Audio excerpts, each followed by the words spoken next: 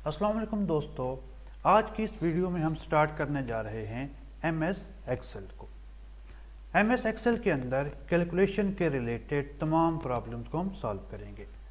सबसे पहले अगर हम इसके यूज़र इंटरफेस को देख लें तो इसमें काफ़ी सारी चीज़ें एमएस वर्ड से मिलती जुलती हैं। जैसे होम है, इसमें आपके पास फॉन्ट्स वगैरह फॉर्मेटिंग है या अलाइनमेंट है। उसके हट के हम अपना नेक्स्ट काम स्टार्ट करते हैं कि इसके अंदर हमारे पास मुख्तलिफ़ किस्म के बॉक्सेस नज़र आ रहे हैं। हमारे पास 1 2 3 और ये ABC कॉलम्स हैं और रोज़ हैं। किसी भी अगर हम सेल को देखें तो हर सेल का हमें एक उसका एड्रेस नज़र आता है जो यहाँ पे लिखा हुआ है E4। क्या मतलब कि हमारे पास जो कॉलम है वो E है और हमारे पास जो रो है वो 4 नंबर पे रो है, तो इस सेल का नाम क्या बन जाएगा E4। उसके अलावा हमारे पास जो कुछ भी फंक्शन या फार्मूला हम यूज़ करेंगे वो हमारे पास यहाँ पे शो होगा। इसको हम कहते हैं फार्मूला बार। इस एमएस एक्सेल में ये दो चीज़ें हमें याद रखनी होगी कि कोई भी फार्मूला अगर हमने चेक करना होगा तो वो हमें यहाँ पे शो होगा, और किसी भी सेल का अगर हमने एड्रेस देखना है तो वो हमें यहाँ पे शो होगा। अब हम चलते हैं अपने बेसिक शीट पे। इस शीट में हमारे पास क्या है, वो कहता है in just a few steps you will up and running with building formulas and function in Excel, the world's most powerful spreadsheet app। तो हम चलते हैं अपने नेक्स्ट शीट पे। सबसे पहले हमारे पास क्या है कि basic doing math with Excel. क्या एक्सेल के अंदर हम basic math addition, subtraction, multiplication या डिवीजन को कैसे करते हैं। सबसे पहले फॉर एग्जांपल कि हमारे पास ये नंबर पड़ा है, एक नंबर 1 पड़ा है, एक नंबर 2 पड़ा है। याद रखें हमने कोई भी फार्मूला यूज़ करना है, कोई भी फंक्शन यूज़ करना है, किसी भी नंबर्स को प्लस माइनस मल्टीप्लाई या डिवाइड करना है तो हमने उस सेल का एड्रेस को यूज़ करना है कि हम किस, यहाँ पर 1 है तो हम यहाँ पे देखेंगे कि ये आपके पास कौन सा सेल है। ये C3 है, ये यहाँ पर 2 है, तो यहाँ पर हम इसका एड्रेस देखेंगे कि ये C4 है। To add a select, for example कि हम ऐड करना चाहते हैं तो कहाँ पे करना चाहते हैं, हम फॉर एग्जांपल यहाँ पे करना चाहते हैं फार्मूला में। तो याद रखें कोई भी फार्मूला यूज़ करना हो या कोई भी फंक्शन यूज़ करना हो वो हमेशा इक्वल के से स्टार्ट होगा। उसके बाद हमें कौन सा सेल चाहिए, ये सेल क्या था, C3 था, तो यहाँ पर हम C3 टाइप भी कर सकते हैं, ठीक है। या फिर अगर आप टाइप नहीं करना चाहते तो हम डायरेक्ट इस सेल पे क्लिक कर सकते हैं। उसके बाद हमें क्या चाहिए, हमने इनको प्लस करना है तो हम सिंपल प्लस का साइन, उसके अंदर हम इस सेल पे क्लिक करें तो इस सेल का एड्रेस C4 था तो यहाँ पर C4 आ गया। एंटर प्रेस करें तो ये आपके पास 1 और 3 का जो एडिशन है ये हमारे पास 3 आ गया। और अगर जब इस सेल पे हम क्लिक करते हैं हमें देखने में तो ये 3 लग रहा है, लेकिन अगर हम ये देखना चाहते हैं कि इस पर कौन सा फार्मूला यूज हुआ है तो हम अपने फार्मूला बार में देखेंगे।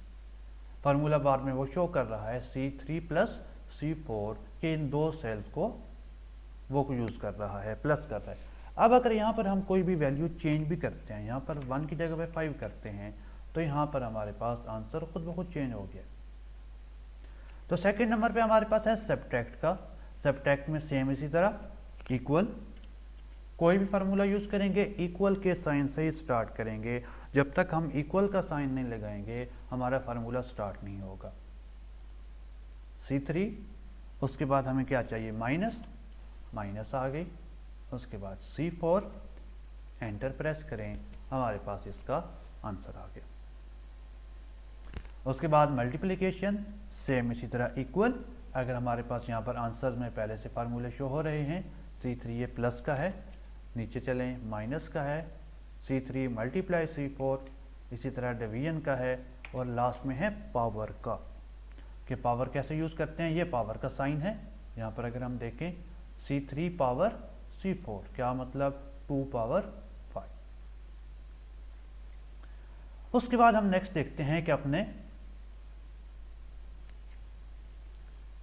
फार्मूलों को यूज़ कैसे करना है। ये तो सिंपल हमारे पास कुछ एक्सप्रेशन थे प्लस माइनस मल्टीप्लाई के। ये अब हमारे पास जब हम इक्वल का साइन लगाएंगे तो ये A1 क्या शो कर रहा है, ये सेल का रेफरेंस है, प्लस क्या था, ऑपरेटर है। जैसे कि अभी हमारे पास ये शो हो रहा है, हमारे पास ये सेल सेलेक्ट है, तो यहाँ पर क्या है, C3 क्या है, सेल का रेफरेंस है। ये आपके पास जो पावर का है ये क्या है, ऑपरेटर है। जैसे एडिशन है, सब्ट्रैक्शन, ये सारे एक एज द ऑपरेटर यूज होते हैं। तो यहाँ पर देखें, अब हम ये सेल रेफरेंस यूज क्यों करते हैं। फॉर एग्जांपल हमारे पास यहाँ पर 5 था, यहाँ पर 2 था, मैंने ये सेल रेफरेंस यूज किया। लेकिन अगर यहाँ पर सेल रेफरेंस की जगह पे मैं यहाँ पर 5 और 2 ही लिख देता, आंसर तो हमारे पास फिर भी 7 ही आना था। ठीक है, इसमें हमारे पास क्या है, सेल रेफरेंस के जरिए प्लस किया गया है, लेकिन इसमें सिंपल 5 + 2 किया गया है। सेल रेफरेंस का फ़ायदा क्या होता है कि जब भी हम यहाँ से कोई भी वैल्यू चेंज करते हैं, मैं यहाँ पर 4 की बजाय 4 लिख देता हूँ। ये देखें, जैसे ही हमने सेल रेफरेंस को चेंज किया, सेल्स की वैल्यूज़ को चेंज किया, जो फार्मूला हमारा सेल रेफरेंस के ज़रिए था वो चेंज हो गया है ऑटो। लेकिन ये चेंज नहीं हुआ क्योंकि यहाँ पर तो वही 5 + 2 था, सेल रेफरेंस तो नहीं था। इस वजह से हमेशा हम सेल रेफरेंस को ही यूज़ करते हैं। यहाँ पर ये क्या था, कांस्टेंट था, 10 × 20, ये हमेशा 200 ही आएगा। लेकिन जब भी हम cell reference A1 B1, A1 के अंदर जो भी वैल्यू होगी, B1 के अंदर जो भी वैल्यू होगी, वो हमेशा उनको प्लस कर देगा। अब अगर हम फंक्शन की बात करें तो यहाँ पर हमारे पास सम फंक्शन यूज़ हुआ है। सम को कैसे यूज़ करते हैं ये हम आगे जाकर इसको डिस्कस करते हैं। पहले इसको हम ये देख लेते हैं कि हम फंक्शन को यूज़ कैसे करते हैं।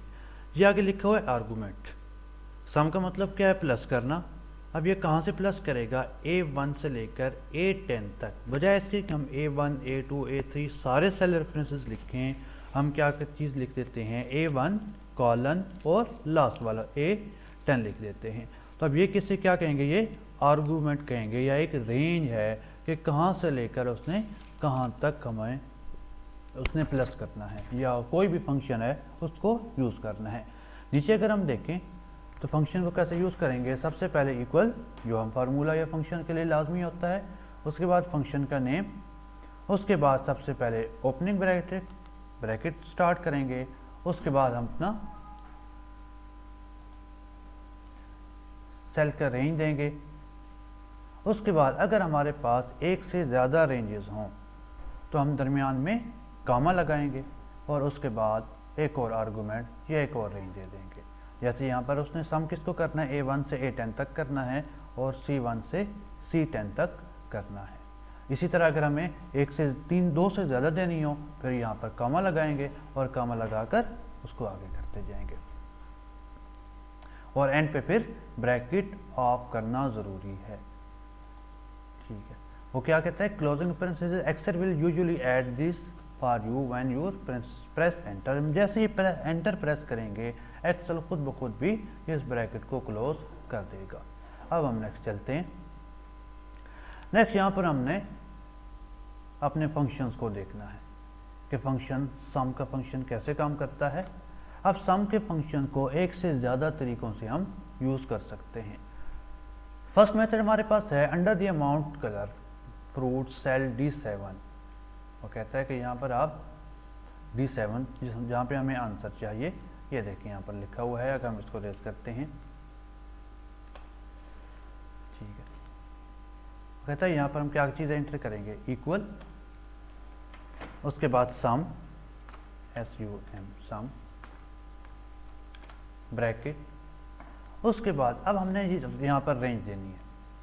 हम माउस को की को प्रेस किए रखेंगे और इस सारे को सिलेक्ट कर लेंगे, और जैसे ही हमने एंटर प्रेस किया हमारे पास ये यूज़ हो गया।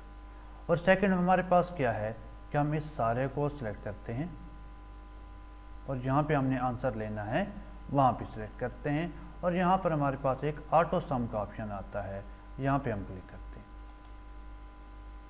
कि जैसे ही हमने क्लिक किया तो यहाँ पर हमारे पास उसका आंसर आ गया।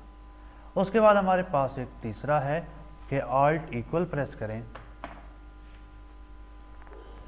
तो इससे ऊपर जितने भी हमारे पास नंबर्स थे वो सारे के सारे खुद ब खुद आ गए हैं। अब जैसे ही हम एंटर प्रेस करते हैं तो हमारे पास ये टोटल हो जाता है। उसके बाद हमारे पास जो दूसरा फंक्शन है वो है काउंट का, कि अगर हम सिर्फ अपने नंबर्स को काउंट करना चाहें कि हमारे पास यहाँ पर कितने नंबर्स लिखे हुए हैं, तो हम काउंट फंक्शन को यूज़ करते हैं। इसमें भी इक्वल काउंट इक्वल, अब कहाँ से लेकर हमने कहाँ तक करना है, यहाँ से लेकर यहाँ तक हमने करना है। उसके बाद एंटर, ये हमारे पास कितनी आ रही थी 1 2 3 4 5। फॉर एग्जाम्पल अगर मैं यहाँ से एक भी रेज करता हूँ, एंटर प्रेस किया, ये खुद ब खुद यहाँ पर 4 आ गए। अब यहाँ पर देखें, अगर मैं यहाँ पर कोई भी वर्ड लिख दूँ, ये देखें इसने उसको काउंट नहीं किया। क्यों नहीं किया? क्योंकि अभी हमने जो फंक्शन काउंट किया था ये क्या करेगा, सिर्फ नंबर्स को ही काउंट करेगा। ठीक है। उसके बाद हमारे पास यहाँ पर भी इसी तरह जो हम पहले डिस्कस कर चुके हैं कि अगर आप एक से ज़्यादा रेंजेस को प्लस करना चाहें तो वो भी कर सकते हैं। उसके बाद हमारे पास फंक्शन आता है टू डे फंक्शन, कि अगर हम सिर्फ आज की डेट लिखना चाहें तो वो खुद ब खुद हमारे पास, फॉर एग्जाम्पल अगर हम यहाँ पर ही लगाना चाहें equal today bracket open bracket close, और एंटर जैसे ही प्रेस करेंगे तो यहाँ पर आज की डेट शो हो जाएगी। लेकिन हम अगर फार्मूला बार में देखेंगे तो हमारे पास ये फंक्शन यूज है। उसके बाद हम अपने नेक्स्ट फंक्शन पे चलते हैं कि एवरेज। एवरेज का मतलब क्या है? सेम उसी तरह हमारे पास अब कुछ फंक्शन जो हैं वो यहाँ पर हमारे पास मौजूद हैं। सम है, एवरेज है, काउंट नंबर्स हैं, मैक्सिमम है, मिनिमम। हम यहाँ से भी यूज़ कर सकते हैं। फॉर एग्जांपल यहाँ पर एवरेज, जैसे यहाँ पर क्लिक किया वो खुद ब खुद वहाँ पे सेलेक्ट हो गया। एंटर प्रेस करेंगे तो इन सारे नंबर्स का एवरेज आ गया है। ठीक है। और उसके अलावा हमारे पास ये फार्मूला का टैब है, यहाँ पर हमारे पास ये ऑटो सम में कुछ चीज़ें हैं। उसके अलावा हमारे पास ये फिनेंशियल कुछ हैं, लॉजिकल हैं, टेक्स्ट के रिलेटेड हैं, डेट एंड टाइम्स हैं, लुकअप एंड रेफरेंसेस हैं, मैथ की और ट्रिग्नोमेट्रिक के जितने भी फंक्शन हमारे पास यूज़ होते हैं। और इसके अलावा यहाँ पर कुछ स्टैटिकल इंजीनियरिंग को भी, ये सारे कुछ फंक्शन हैं जिनको हम स्टेप बाय स्टेप डिस्कस करेंगे। आज के लिए इतना ही काफ़ी। अगर आपको ये वीडियो पसंद आई है तो इस पेज को लाइक करें, सब्सक्राइब करें और शेयर करें। अल्लाह हाफ़िज़।